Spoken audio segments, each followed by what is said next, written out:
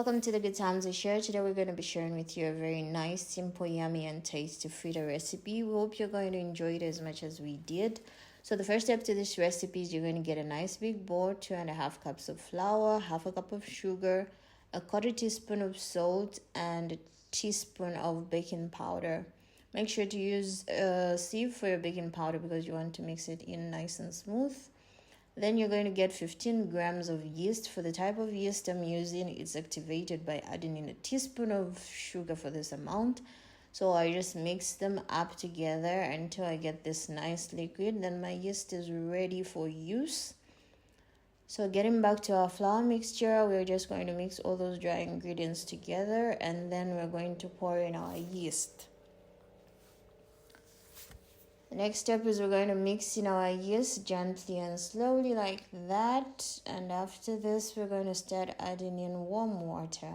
For this mixture, I would recommend somewhere around 400 ml of water. But also take note that you do not want to wet your mix too much. So keep adding in the water bit by bit.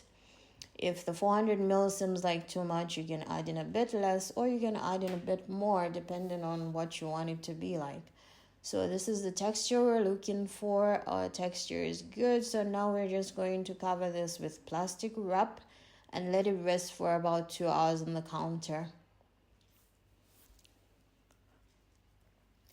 After 2 hours on the counter, our dough has risen. We have about 3 times the quantity we had started with.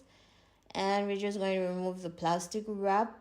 As you can see, there are a lot of air bubbles in there, so we're just going to mix this up a little bit just to get rid of those air bubbles. And now our dough is ready, so we now have a nice big pot with a lot of oil for frying in our fritters.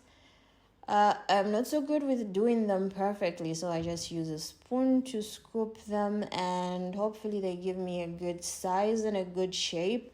I embrace whatever they give me. So after that is done, we're just going to be frying them. You keep turning them from one side to the other so that they cook gently and slowly on each side so as to make sure the inside is well cooked. So after they are nicely browned like this, we're just going to scoop them out of the oil. So my fritters are ready.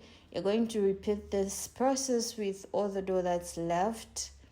And voila, for me, all my fritters are done. We hope you're going to enjoy this recipe as much as we did. Look at the inside. It's nicely cooked, nicely dry. Buon appetito a tutti. Don't forget to like, subscribe, and tell us what you think in the comments. Until next time, it's bye-bye.